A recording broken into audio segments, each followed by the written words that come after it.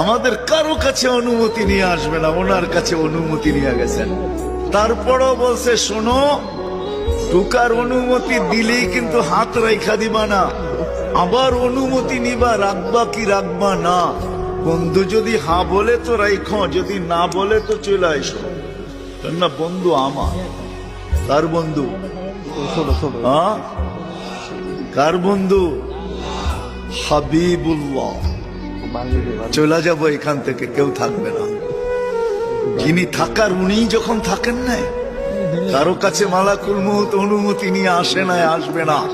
শুধু একজন মুহাম্মদুর রাসূলুল্লাহ সাল্লাল্লাহু আলাইহি ওয়াসাল্লামের কাছে মালাকুল মউত যখন আসছেন, তো আল্লাহ বলছে বন্ধুর কাছে অনুমতি নিয়ে ঢুকবে, অনুমতি দিলে ঢুকবে, নাইলে ফিরে আসবে।